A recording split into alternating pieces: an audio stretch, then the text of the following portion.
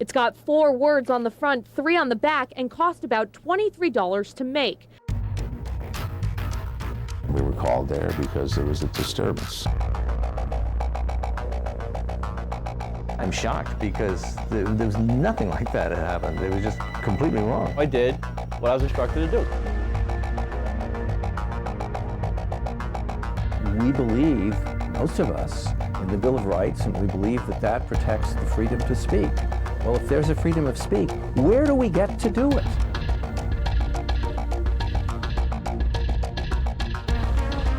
March 2003, Crossgates Mall, the center of an international uproar. The U.S. was in the midst of a war with Iraq. Stephen Downs and son Roger of Selkirk were wearing anti-war shirts made at the mall. A security guard said a mall employee complained. He then asked the men to remove the shirts or leave. Roger complied, but Stephen refused. He was arrested for trespassing. Most citizens have so little chance to express themselves nowadays that this struck me as a sort of a powerful way of expressing myself. And I wanted to do something peaceful. Stephen's son fully supporting his dad. I'm impressed that he's refused to have his civil rights violated. But the story, far from over. What do we want? Peace! When do we want it? Now! As word spread, angry protesters gathered at the mall to make their voices heard. Watch out, freaks! Remember 9/11, freaks! The president of the New York Civil Liberties Union said he couldn't believe it. We believe, most of us, in the Bill of Rights, and we believe that that protects the freedom to speak. Well, if there's a freedom of speech, where do we get to do it? Meanwhile, the Guilderland police chief said he received 200 angry calls from around the country and as far away as England. Ascertain what the situation is. Are you interested in pursuing it? Yes, no, yes, sign a complaint. We didn't sign a complaint. And we were called there because there was a disturbance. NewsChannel 13 got a copy of the police report. It said the 2 men were having a dispute with another group and stopped customers to express why they were wearing the shirts. The accusations startling to Stephen. I'm shocked because there was nothing like that had happened. It was just completely wrong. Crossgates Mall eventually dropped the charges, but that wasn't enough for Stephen. I got out of this mess because of tremendous public support. The media going out there with people calling in, demonstrations and all that sort of stuff.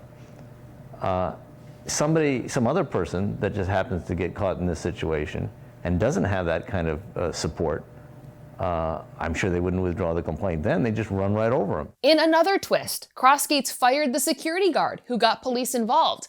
That sparked another round of outrage as the security guard with 10 years on the job fought back tears. Here's Lindsay Cohen. So I did what I was instructed to do, sign a complaint. Which I did. Sadness Sunday from the man who maintains the mall was his life. Everybody I know has been very helpful on this, so, excuse me. That's because Robert Williams spent a decade as a security guard at Crossgates Mall, at one time earning accolades for saving someone's life. Williams was fired on Friday, he says in part for how he handled the incident involving Selkirk resident Stephen Downs. I had called our supervisors to say, look, this is what I saw, this is what the complaint was, this is what they're doing right now, what are my directions from here? Williams says he was only following orders from Supervisor Fred Talman. We caught up with Talman on Sunday, who would only tell us he had no comment. This as about 100 people rallied at the mall to ask, among other things, that Williams be reinstated to his job. Based on the phone calls that they were making, trying to convince my father to take the T-shirt off, trying to figure out if arrest was necessary. It was an all and upper management decision. He was just following orders. We believe Robert Williams is being scapegoated so that a giant corporation can hide behind him as a sacrificial lamb. We don't accept that. All these awards here. Williams says he appreciates the outpouring of support, but expects an uphill climb. He says mall management has told him to expect a fight over unemployment benefits. Protesters on Sunday also asked that mall management reconsider their policy regarding expressions of free speech. In response, mall management would only issue a statement saying that their current policy ensures that patrons are safe. In the newsroom, Lindsay Cohen, News Channel 13 Today. Dan Levy covered this when it first happened. Looking back at this event that happened many, many years ago, you covered it here in the Capital Region. As this all sort of went down, what went through your head? Well, I remember what the initial reaction was. How could anyone possibly get thrown out of a store, get thrown out of a mall just for wearing a t-shirt that said, "Give peace a chance"? It seems very benign, and yet there's a little more to it. Now, I remember interviewing Mr. Downs and his son Roger all these years ago. It's been a couple of decades, and the stories are conflicting. Mr. Downs and his son Roger went into the mall. They paid $22 for t-shirts, and actually, to jot my memory, I know the son Roger had a shirt on that said, "Let inspectors work, no war in Iraq." A little more substantive information than "give peace a chance." Mm-hmm.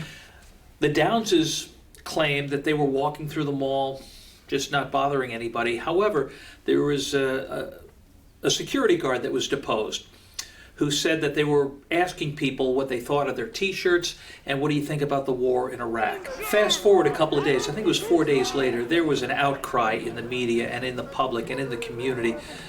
People were wondering what I initially said, how can you arrest somebody for wearing that t-shirt?